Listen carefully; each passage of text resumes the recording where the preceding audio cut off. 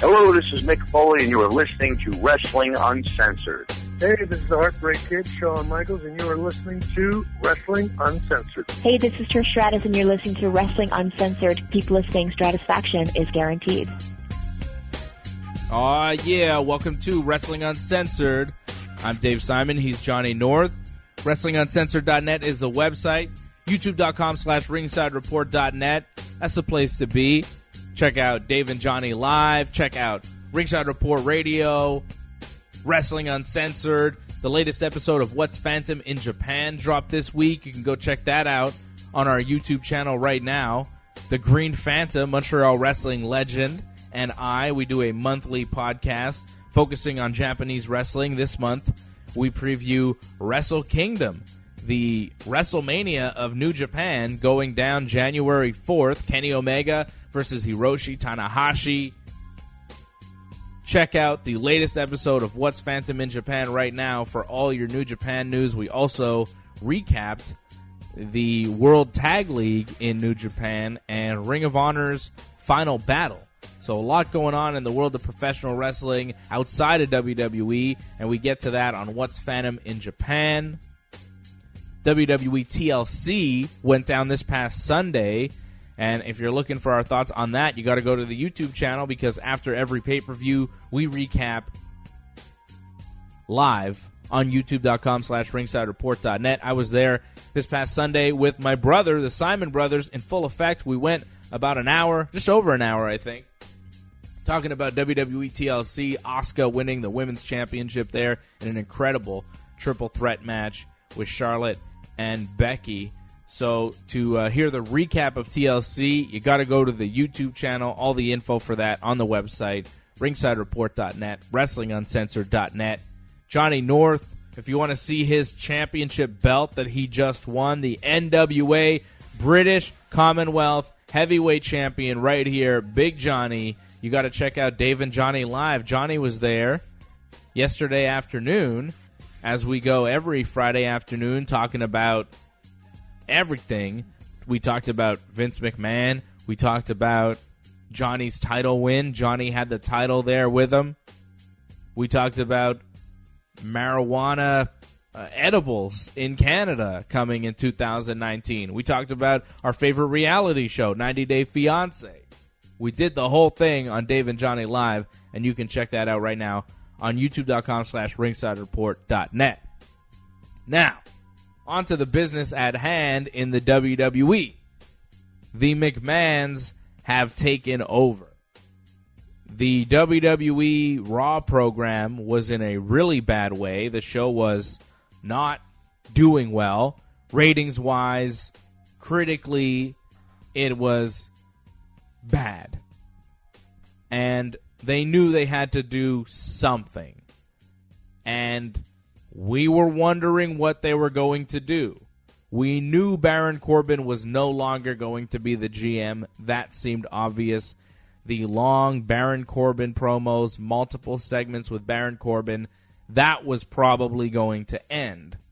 We did not know that this was going to be what replaces it. Although I do think we talked about Triple H potentially coming back and taking over, like Triple H and Stephanie. When all else fails, you kind of go with them, and that's really what they did. They went back to what works. They went back to Vince, Shane, Stephanie, and H. And they were all in the ring saying that they're now in control of Raw, like they weren't in control before. And things will be different. They're going to start listening to the fans again, damn it. Even though I don't believe them.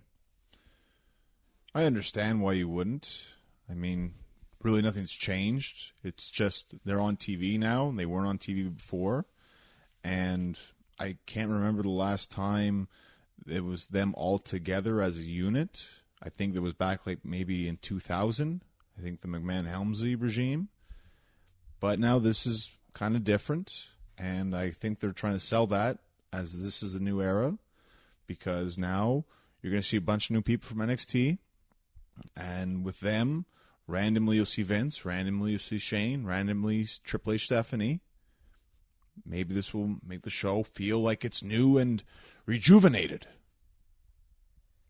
Do you think it will? The talent that they're bringing up, are you excited about any of the talent? I think EC3 can be a main event star. I'm not sure. He's not an incredible in-ring talent. He is not undeniable. He's good. He's got a good character down. He's decent, but I see him as like a Bobby Roode level. I don't see him as a top-level talent. I don't see him as some of the top talent even in NXT right now. The talent that they're bringing up, Heavy Machinery, they could be all right, but I'm not excited. They have Nikki Cross, and who's the other lady that's coming up? Lacey Evans? Lacey Evans, yeah. Yeah, whatever. And that Lars Sullivan, fine. I'm not excited about any of that talent coming up. I don't really care. Not excited to see them. Don't think that they're going to change the game in any meaningful way. There is talent in NXT that would change things. I am surprised that they're not bringing up Velveteen Dream. Well, he had tweeted out, "Call me up." Yeah. And then he deleted it because he's probably not on the list, and they have plans for him still in NXT, and they don't want people harassing them. So that's why that's not going to happen. Okay, but Gargano, Ciampa, Black, Velveteen. One of them. They're the top 4 guys in NXT. Shayna, Kyrie, somebody. Give me somebody that's actually a top talent in NXT and bring them up. Bring something up that's exciting. You want to do something? Do something. Don't bring me this mid-level talent that's not going to change anything, that'll just be jobbing to Dean Ambrose in a couple weeks. Don't give me that. Give me something that will change things. Give me Shayna Baszler. Make Ronda a terrible heel. Bring Ronda's whole crew up. Or bring up Aleister Black. Or bring in, Johnny Gargano. But I think the WWE is well, hold on a second. We are maybe running out of top-level talent like this. We need to keep some on NXT to keep this brand strong and to keep people buying tickets for NXT shows and tuning into the NXT product. And the WWE, trying to get more talent, they're realizing that some of the other top indie talent is maybe not interested. They offered contracts to, I think, most of the elite, right? Cody, the Young Bucks, Hangman Page. I think Marty Scurll's still under contract with Ring of Honor, and that's why he's still there. But those other guys were free agents and could go anywhere. And the WWE apparently offered them tons of money. And if you watch Being the Elite, that seems quite obvious. And they turned it down. So if you're the WWE, you start to think, well, wow. Some of these guys, we're offering them lots of money and they don't even want to come here. This is not good. If these guys are in a financial position to turn down the kind of money that we're offering, turn down the kind of spot that we're offering, it's not good for business. Shows that there are options outside of the company. And I think that's apparent with who they're starting to call up. Because there's top talent in NXT that they could call up and really change Raw or SmackDown, but they're not ready to do that because they need that talent in NXT to stay because there's nothing else coming in. They need to keep stuff on NXT But if they got rid of their top talent on NXT, they wouldn't have anybody behind them to pick up the ball and keep it running. All right, so fine. You can't touch certain talent in NXT. But that's not good for the WWE. Like, they were doing well. They were on a run there where they were picking up a lot of talent, but people are turning down the WWE now more than ever. That's what it seems like to me. People are turning down the WWE a lot these days. A lot. That says something about the product and about the state of the wrestling business. It's strong. I think it's a good thing for pro wrestling, but the WWE needs to start really questioning where they're going to get their talent from going forward, because they were picking up talent from other places for a long time. AJ Styles, Finn Balor, Nakamura, Samoa Joe. I mean, even Daniel Bryan. And, like, look at the talent that the WWE has, the best guys that they have. They all were top indie stars that the WWE plucked away and turned into their top talents. Seth Rollins, you know? And if they start to have trouble doing that, where are they going to get their talent from? You'll always be able to find talent, though. It's not really, I think, a big issue. People are always making new wrestlers in different schools throughout the world. Sure. Maybe they're just not as well experienced, but they can always find raw talent. They're still finding athletes all the time who competed in the Olympics. I wouldn't worry about finding talent. It's just finding those indie darlings that might be kind of hard now. Yeah, because those guys might want to stay away. Naito turned down the deal from the WWE. Not surprising. The Young Bucks turning down the deal from the WWE. Interesting times in pro wrestling, and these call-ups, I think, show that they need to keep some people in NXT because NXT still needs star power. But they also need to freshen things up a bit. We need new feuds, new rivalries, and they can't just switch the brands, because apparently they were going to switch the brands after WrestleMania, so we need something before that, and this is it.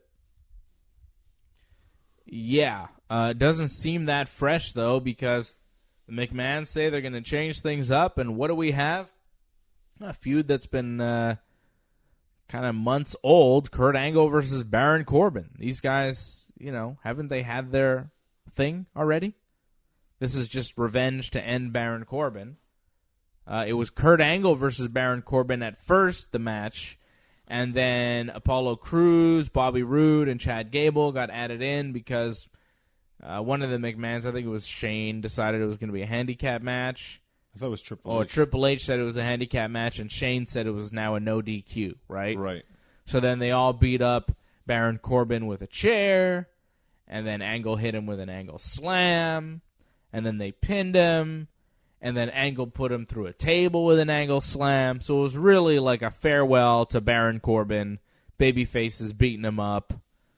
Kind of like a sacrifice to the wrestling gods.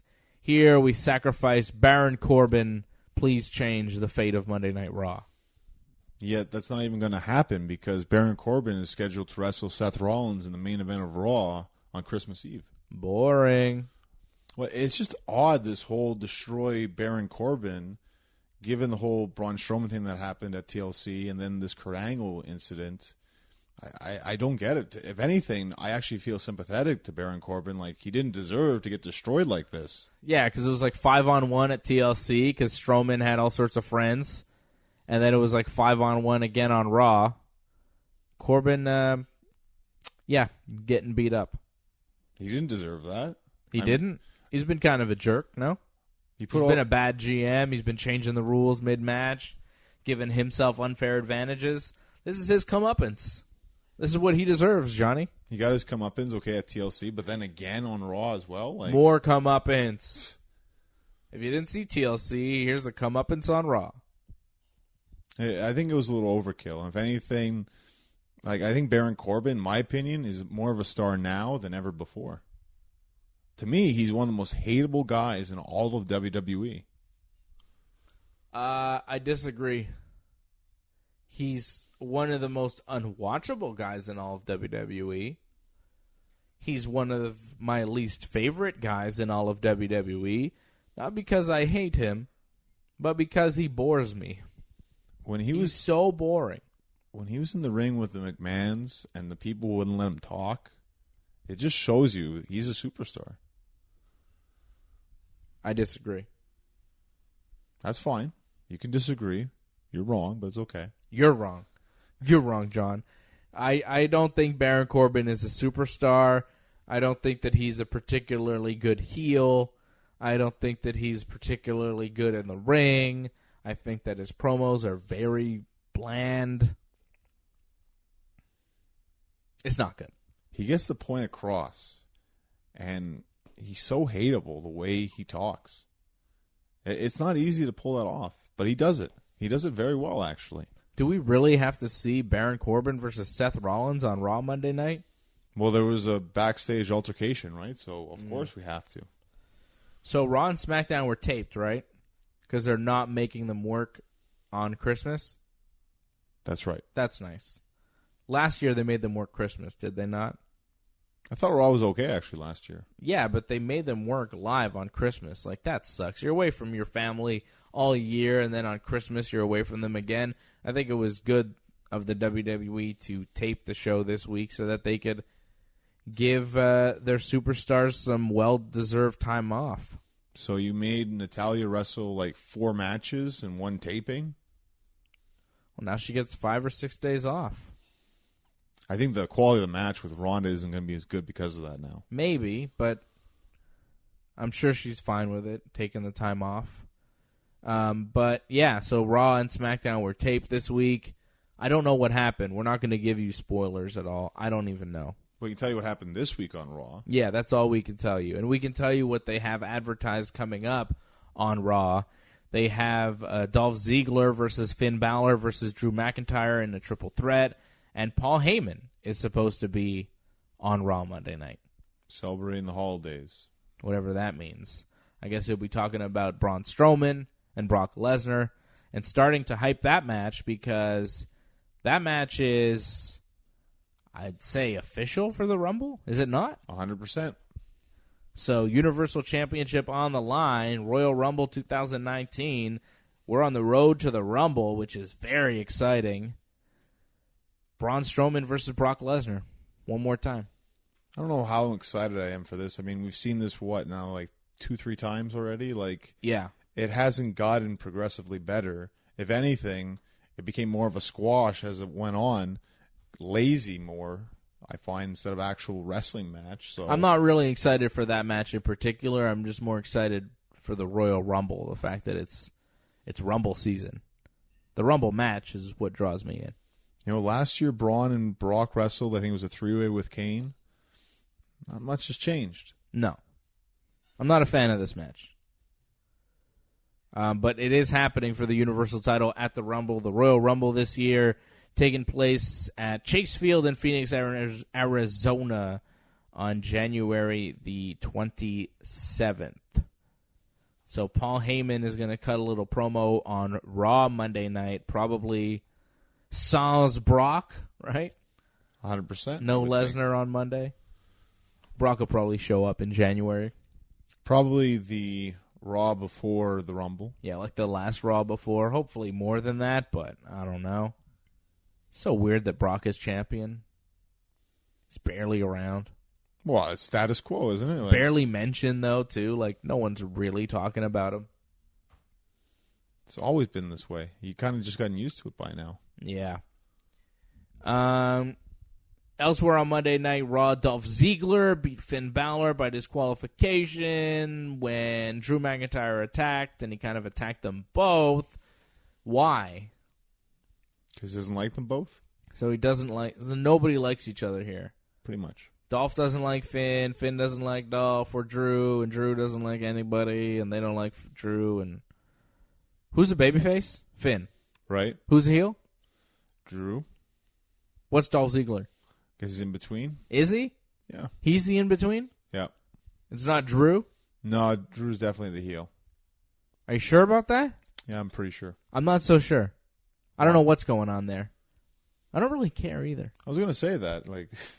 Finn Balor is the best guy there. He's one of the best guys on Raw. He should win everything. And maybe he will. He's going to win the Rumble? I don't think so. No, probably not the Rumble. Although, Seth and Brock at the Rumble, I'm not so sure anymore. Or, like, Seth winning the Rumble and then facing Brock at Mania.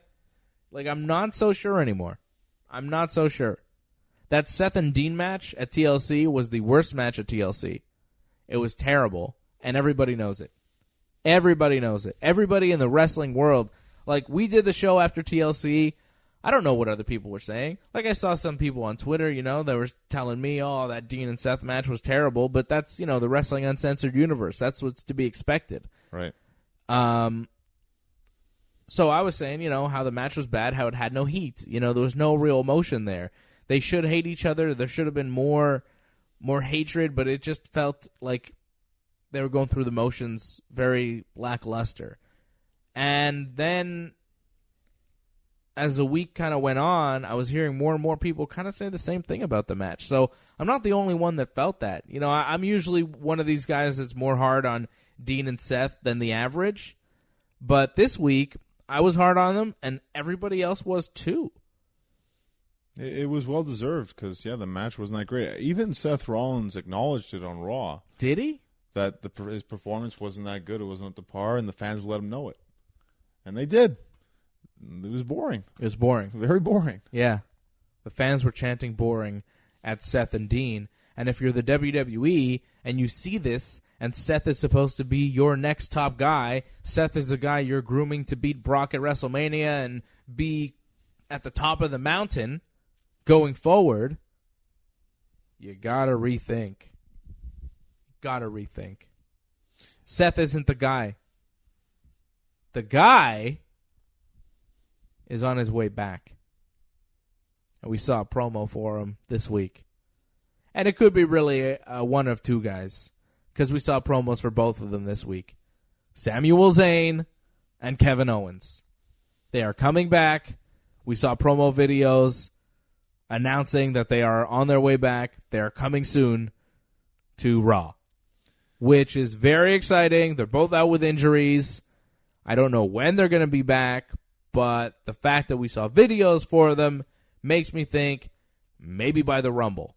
And if they are back by the Rumble, then please, if you really want to change things up, you really want to move in a better direction for your company, give the Rumble to Sami Zayn or Kevin Owens. Kevin Owens, Brock Lesnar at KO Mania 4. Well, I think it's just awesome that Kevin and Sami are both going to be wrestling WrestleMania because it seemed doubtful that was going to happen. However, I don't think right away they're going to be wrestling. I think Kevin, for the most part, you can just have him talk all the time. Do you really need to throw him like in a match with Brock Lesnar right away? Well, WrestleMania, if he's healthy by Mania, why not? I think coming soon means, you know, eventually he'll be wrestling, but I think maybe for the first little bit, just have him talk for a little bit. He doesn't have to be 100% healthy to win the Royal Rumble. He could come in at number 29, toss a couple people over the top rope, walk out. You don't really have to take a bump or do anything to win the Rumble. Right. He could win the Rumble. But Raw is still a talk show. And for the most part, we need that talking filled with good talkers. And Kevin, great talker, and Sami, in his last little run, proved that his talking has really improved. Yeah, he can do it all.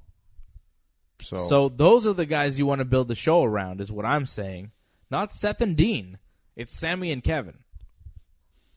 But it feels like they were still getting buried a bit, or they still had heat from that incident with New Day. It felt like when they were on Raw, they could never really become main event guys, because I feel that that was still holding them back, that they were still being punished for that incident that happened with New Day. Well, how long you get punished for? Triple H got punished for a year, right, for that click incident? So it's been about that time. It's time to push them to the top. They deserve it. I mean, Kevin Owens, who's more entertaining than him? In the ring, on the mic, he can do it all. I don't disagree. And Sami Zayn as well. They should both be main event guys on Raw, without question. But they were there before. It didn't happen. I'm supposed to get my hopes up now about it? Dean Ambrose had a match with Tyler Breeze this week on Raw, beat him with the Dirty Deeds.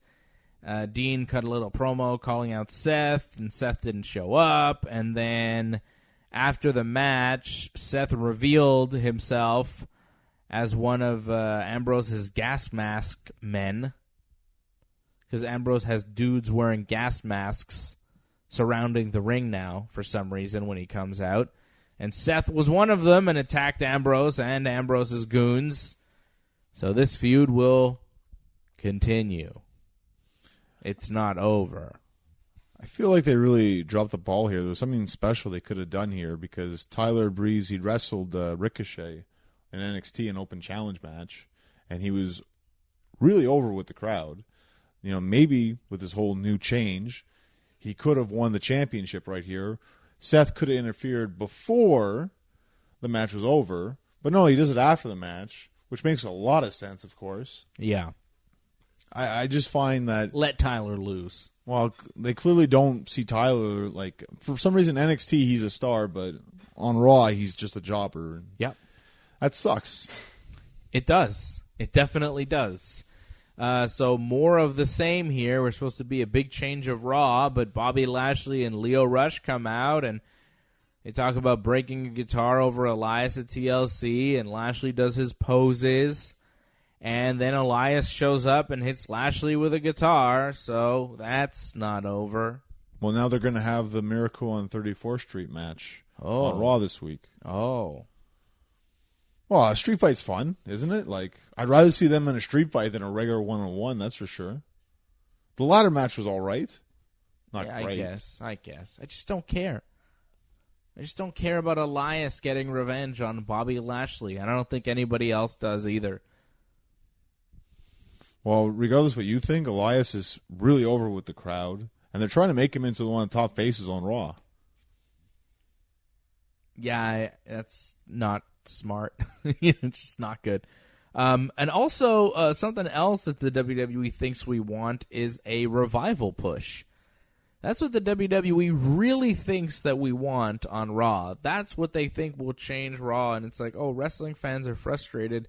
They must want the revival to win. And I don't think that's it. I don't think that's the ticket. The revival wound up number one contenders for the tag team titles by beating the Lucha House Party, the B-Team, and the AOP in a fatal four-way match. Of course, getting the pin on Bo Dallas there, because why not? But, Seth Rollins talked about the revival last week on Raw, saying the revival, they don't get enough opportunity, da-da-da. And it was weird because they're a heel tag team and he's a babyface. Strange that he would say that. And now this week, the WWE's like, oh, we're changing things up. Everything's going to be different. And, of course, the revival featured, and they get a big spot here. They're the number one contenders. Why does the WWE think that we want the revival? Because I don't. I don't really. I prefer Lucha House Party. Well, I was just going to say, look at the choices there. And okay, fine, you got Lucha House Party. Yeah, they're decent. Kalisto? Compare Kalisto to either of those guys, Dawson and Dash or whatever. But who's going up against Gable and Rude? Revival makes more sense, a heel team. Yeah. Two face teams. Yeah. If it's going to be a heel team, it should be the Revival. It makes sense. Plus, it would make more sense for the AOP to get a rematch, considering their manager lost the tag titles for them, and Rude and Gable are not really legitimate tag team champions until they actually beat either Razor or Akam. But that's part of the new era now. These automatic title rematches are done. You have to Why? earn. That's what they said. That's what they said? You have to earn your title shots again. That's stupid. Even when you lose the title. Even when you lose the title and it's your manager who loses the belts for you? That Vince did the same thing on SmackDown with Becky. Like, oh, you got to earn it. Naomi earned it. And this is what happened on Raw as well. How did Naomi earn it? She gave him the look. Oh, she gave him a look. That's it. Yeah. She did earn it. She earned it, brother. You know who earned a title shot this week? Which I thought was probably the best move that Raw made. Like, the whole show was terrible except for the end, which was the last hour. I thought it was solid. Ooh, I don't know about all of it. I mean, some of it was good. Well, some of it was good, but I thought in the concept of the women's gauntlet match to determine a number one contender, 8 women, one long match that went over an hour, I thought was a good idea because, it featured some solid wrestlers and some solid talent that you don't see featured that much. And, having good wrestling on a wrestling show is never a bad move.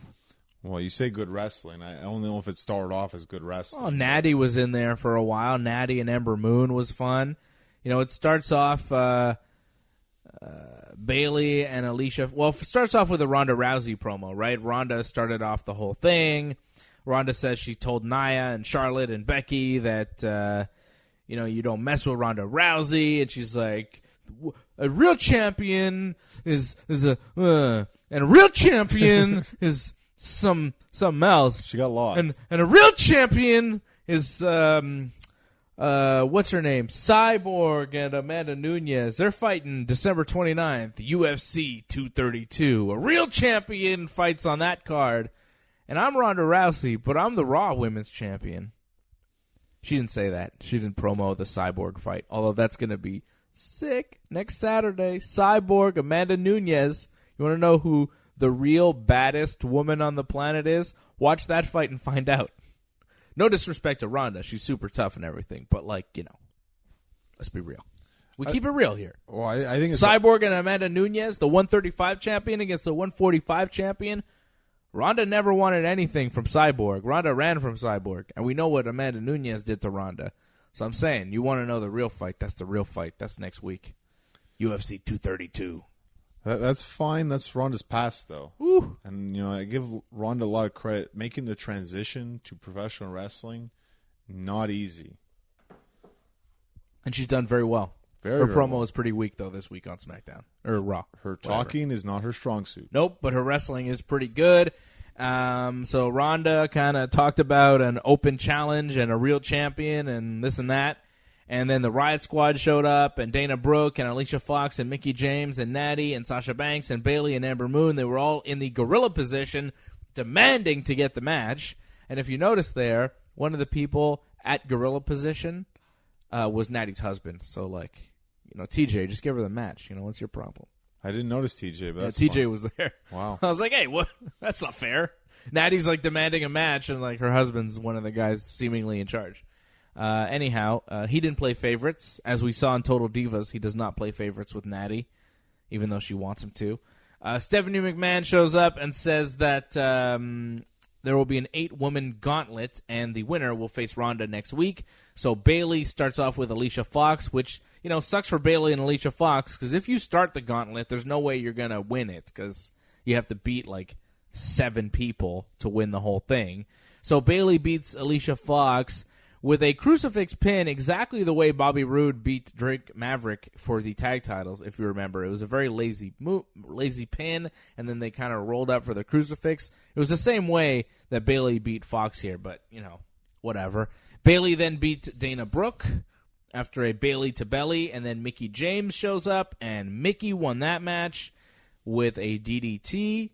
Then Ember Moon shows up. She beat Mickie with the Eclipse. Natalya shows up and goes on quite a run, beating Ember Moon with a roll-up, beating Ruby Riott with a roll-up, and then facing Sasha Banks finally. And I thought that Banks was probably going to win. Natty had won 2 matches, had a good showing. But, Sasha-Ronda's kind of a cool matchup. But no, Ronda will face Natalya as Natty beats Sasha, putting her in the sharpshooter and making her tap out. Natty wins the gauntlet. Natty, Ronda on Christmas Eve, Monday Night Raw. I think what also helped, too, I think Sasha had won a gauntlet where she was the last one as well in the past on Raw. So, I definitely thought she would win. But, no. And that's cool. They're going to have it, and they shook hands, too, Natty and Ronda. So that's interesting. They're still going to be friends for now. We'll see how this goes. We'll see how the match goes. Natty versus Ronda for the title. I do expect Ronda to win, but I expect it to be a good match. Well, Natty's excellent. I say they're friends for now, right? I mean, sometimes a match that can create some hostility and perhaps bitterness. Maybe we see a rematch at the Rumble. Maybe it's one match that's kind of friendly, but it goes unfriendly, and then it creates bad blood, and we have a little program here. Well, Ronda. What else is Ronda doing? That's it. She needs something until we get to Charlotte and Becky, because that seems like it's going to be WrestleMania. Yeah, so maybe Ronda and Natty for the title at the Rumble. Yeah, that should be fine. We'll see on Christmas Eve. We got to take a short pause here.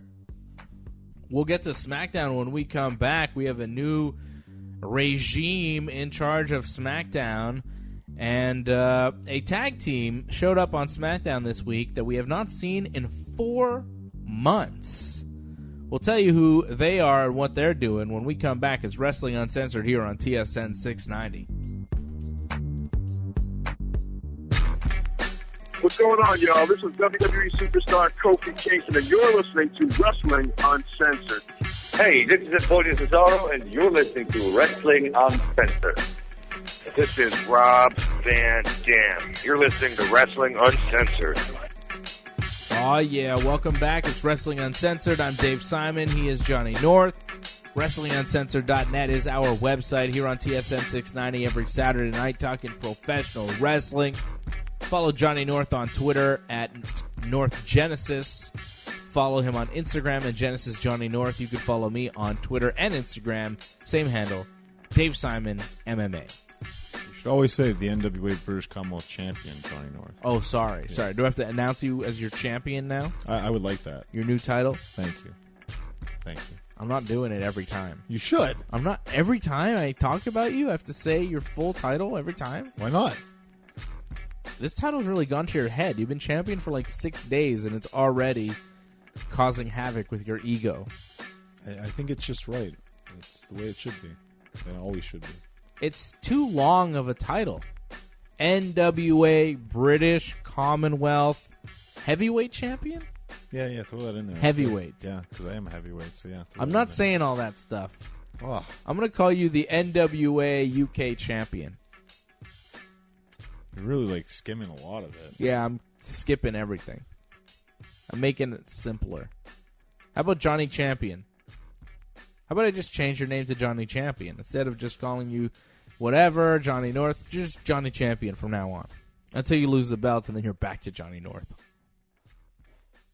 It's just NWA British Commonwealth Heavyweight Champion. Like, man, I'm not the doing prestige it. of that is I'm not fantastic. Doing it. And I'm not calling Daniel Bryan the new Daniel Bryan either. He's just Daniel Bryan to me. He's a plain old Daniel Bryan. So, if he doesn't get that, you don't get it, John.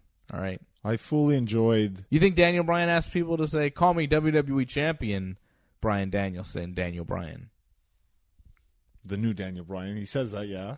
You think he asked everybody, like in his personal life, to call him... the new Daniel Bryan? That'd be fantastic. I don't think he does that. I think everybody nobody even calls him Daniel Bryan. They call him Bryan Danielson. Because that's his real name. But that'd be hilarious. But everybody in your real life calls you Johnny North, even though that's not your real name. You live a gimmick more. So it would make sense that you want people in your personal life to refer to you as NWA British Commonwealth Heavyweight Champion Johnny North. Hey, I'm not like AJ Styles who has like a mailbox that says AJ Styles on it. You would, though. If you had one of those mailboxes who does now that these sat days? Outside your house, I don't know, people in Georgia.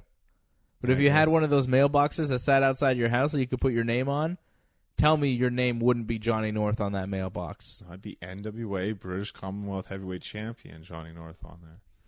Genesis. Yeah. So Paige is no longer in charge of SmackDown.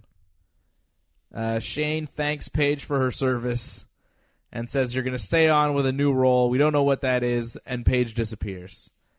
A bunch of superstars were there saying, thank you, Paige, thank you, Paige. So for some reason, Baron Corbin's gone from Raw, but Paige, who has done a good job, you would think, because SmackDown is a good show, and it's not, the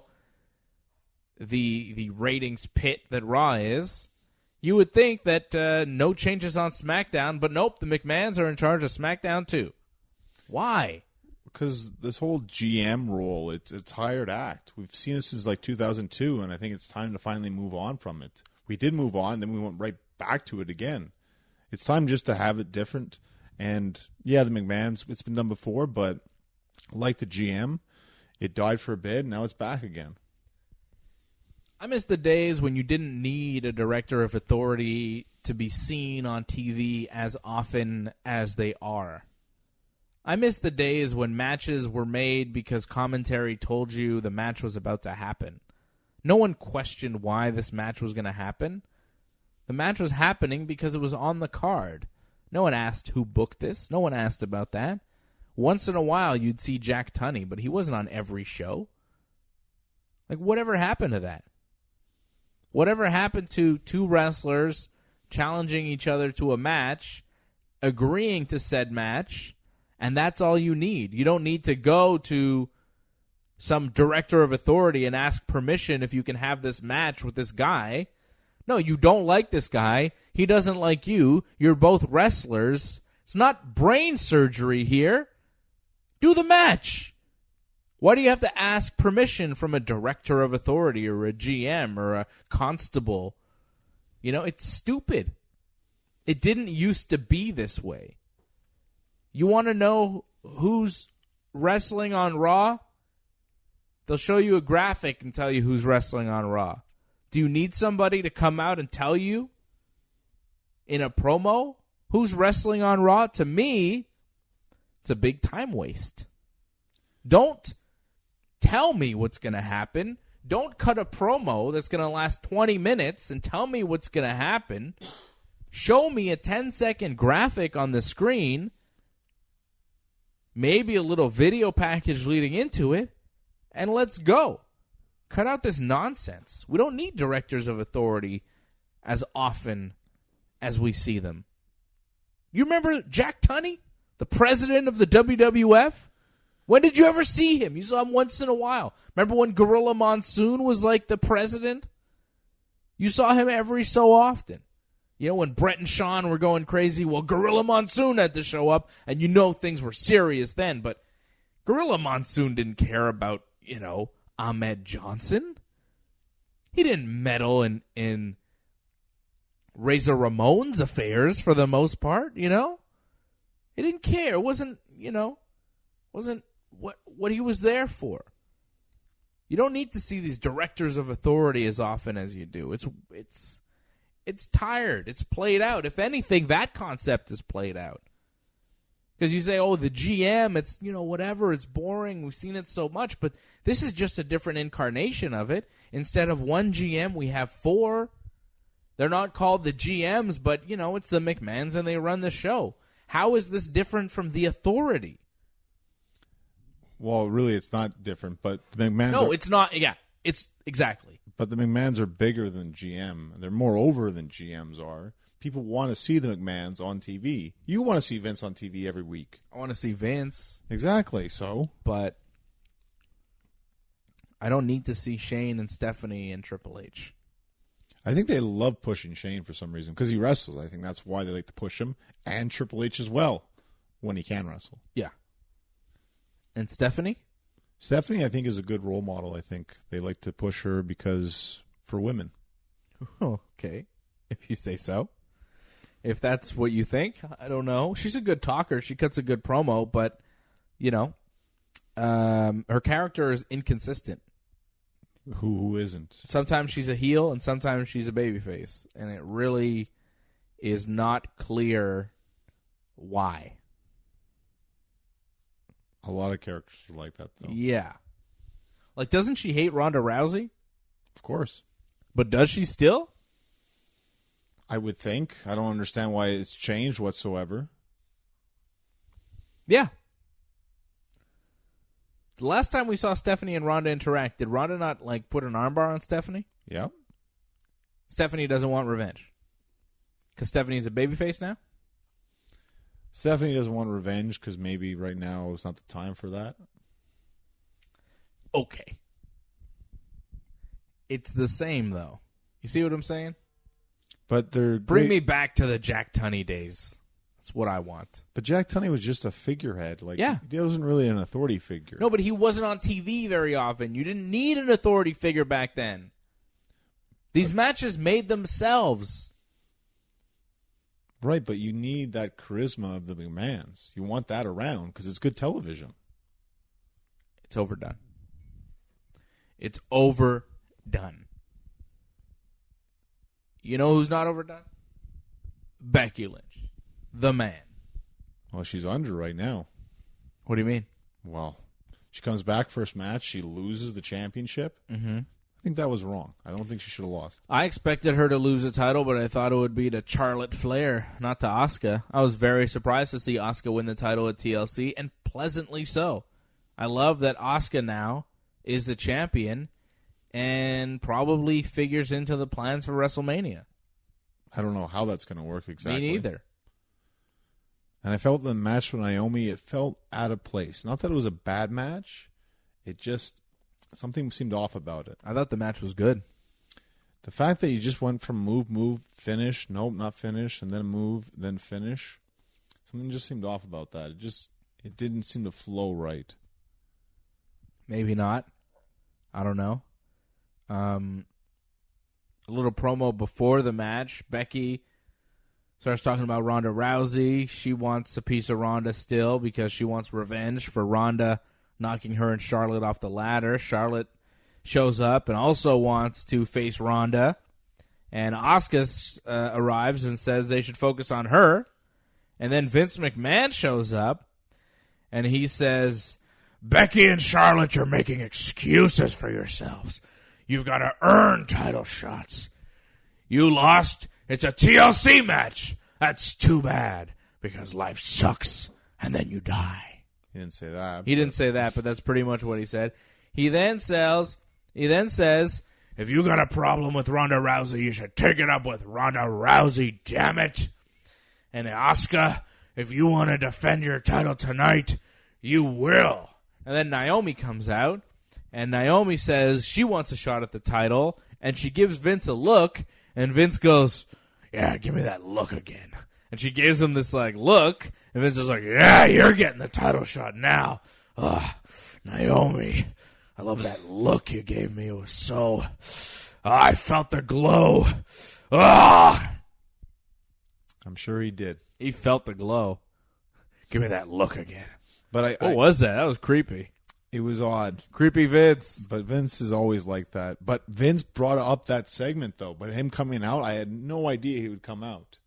The fact that he did, it elevated everybody in that segment because Vince is a big deal. When's the last time Vince was on SmackDown? I can't remember that. I think when KO beat him up. Yeah. It's a big deal. Yeah, it was cool to see him on SmackDown. I like Vince. You're not going to hear me say bad things about Vince. Vince on TV is good for now. You know? Small roles, limited, not too much. I think he's great.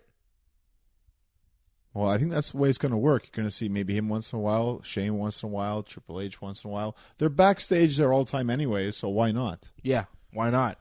The Miz was backstage with Vince McMahon. Miz was looking for Shane. Miz wanted Vince's blessing to be Shane's partner, which led to a funny exchange, and it felt very Vince. It was very Vince. Vince is like, my blessing? I don't even believe in blessings. I don't give blessings to anyone. I don't do that. It was very strange. You know, it was very like, yeah, I think that's really Vince. I don't think Vince believes in blessings. I don't think he'll, if you'll say, Vince, I want to do something, I want your blessing. I don't do that. I don't do that, pal. I don't give blessings. I don't even believe in blessings. I love that. I thought that was a really good exchange.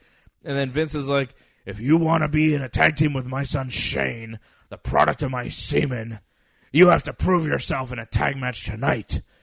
And Miz is like, do you want me to choose my partner, or are you going to choose my partner? Clearly Vince was supposed to say, and I'm going to choose your partner, but he didn't. So Miz tried to save it, and Vince is like, yeah, I think I'm going to choose your partner. I don't know.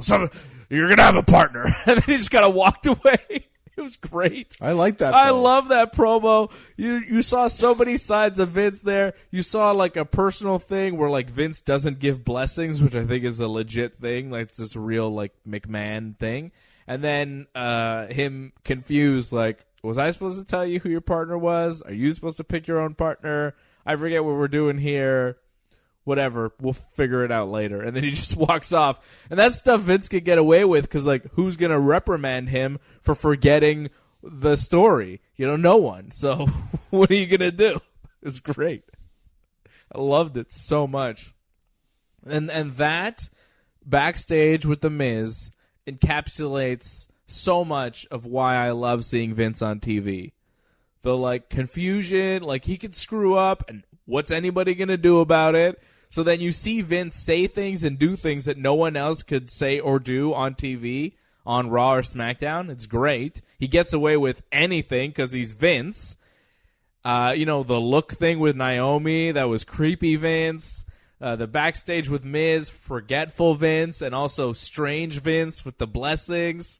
So many things that I love about Vince. Brilliant performance on SmackDown. His Raw stuff wasn't that strong, but SmackDown this week, he really delivered. Vince has always been better on SmackDown for my money. When he was kind of running the SmackDown show, with Tori Wilson and Dawn Marie and, Sable. Yeah, and Sable and all that stuff on SmackDown. It was really sensual.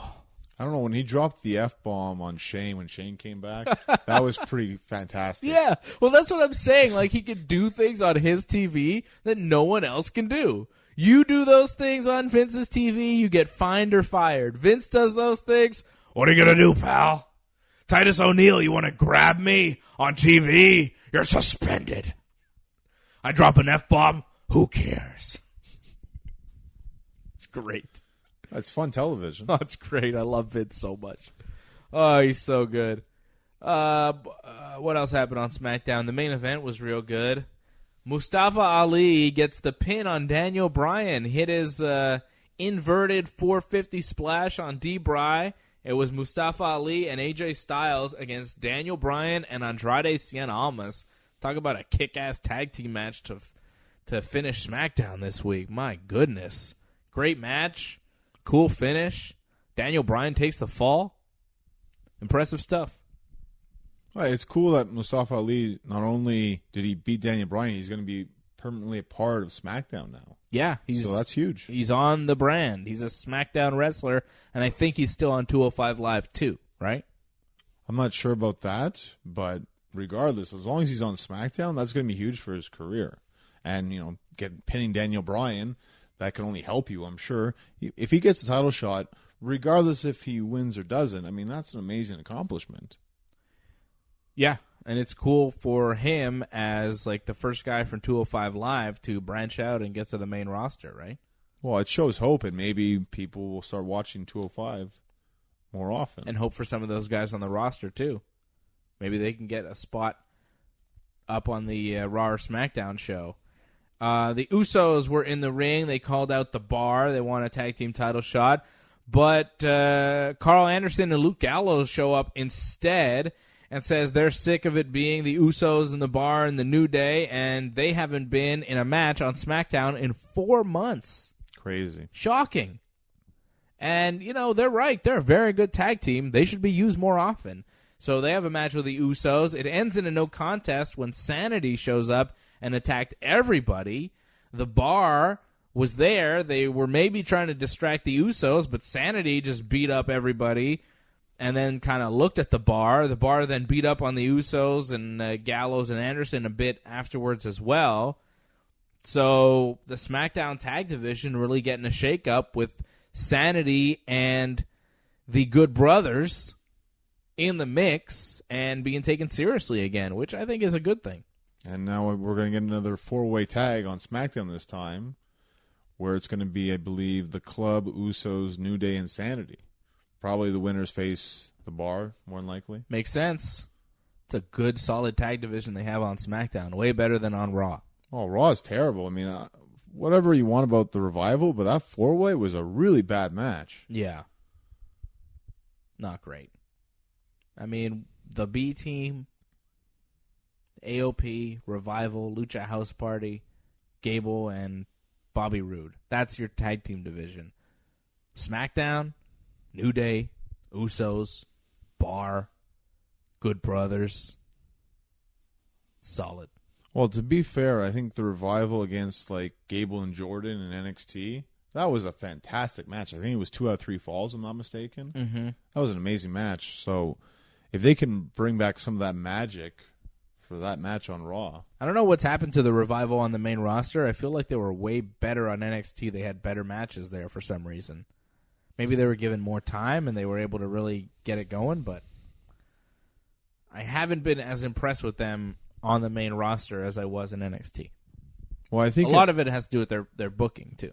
Well, that's it. A lot of it's the booking. A lot of it's who you wrestle too. I think they just had better chemistry with the people that were there. Yeah. Like they had really good matches with Enzo and Big Cass. Well, and no one's going to accuse Enzo and Big Cass of being the greatest wrestlers in the world, you know? It does help, though, that you pretty much wrestle these guys like all the house shows. Yeah, it's like a million times you wrestle, so that match was really polished. Yep.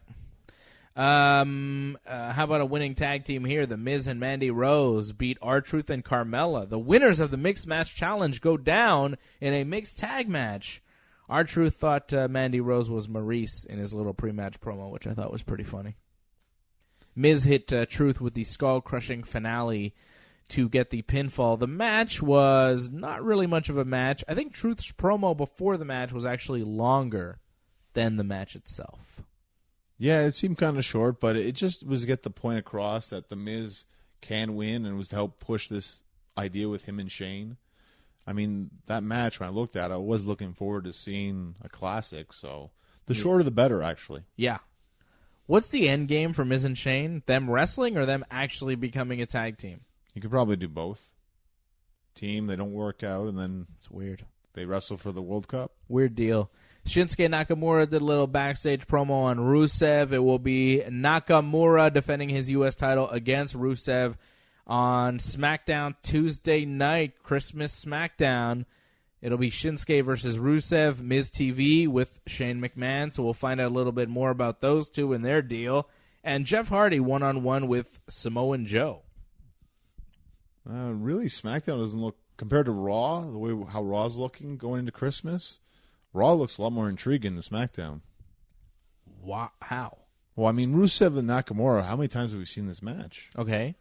And Miz and Shane and the Miz TV thing, like, okay. I'm looking forward to that. Okay. Ronda against Natty, that's a big main event right there. Jeff Hardy, Samoa Joe? I think the Miracle on 34th Street match is going to be better than that. I don't think so. And honestly, I think Baron Corbin, Seth Rollins, I'll watch that because that TLC match they had was very good on Raw. It was, but this isn't going to be a TLC. Well, let's see what they can do. All right, let's see what you can do in the ring. When can people see you, Johnny? Well, my first title defense at the NWA British Commonwealth Championship is going to be January 13th in 2019. Nice. 4325 Industrial Boulevard, Torture Chamber. And I believe bell time is 2 p.m. For more on that, check him out on Twitter at North Genesis, on Instagram at Genesis Johnny North. You could follow me on Twitter and Instagram at Dave Simon MMA. WrestlingUncensored.net is our website. YouTube.com/RingsideReport.net is the YouTube channel. For more on all of that, go to our website, RingsideReport.net, WrestlingUncensored.net. Subscribe to the podcast on iTunes. That way you get all the shows downloaded automatically to your device. We take no days off during the holidays. We'll be back with you next week for another episode of Wrestling Uncensored. Next Friday for another episode of Dave and Johnny Live. We take no breaks, but we hope you have a nice holiday season and a very Merry Christmas to you. To you all. A happy holidays, I think, is the yeah, I know. That's how you say it, but Hanukkah's over, which you didn't even know. So really the only holiday coming up is Christmas and Festivus. Chrismica. I don't think that's a thing. It is a thing. Look it up. You look it up. I'm not looking anything up. Show's over. My work is done. Yeah. Thanks to Marco and Jimmy and our main man Brian for helping us out at TSN 690. Thanks to AJ as well for being a pal, as always. For Big Johnny North, the new NWA British Commonwealth Heavyweight Champion. And for me, Dave Simon, the Super Champion of the Universe. This has been Wrestling Uncensored. Merry Christmas to you all. And to all, yeah. Happy holidays, Fred. Yeah.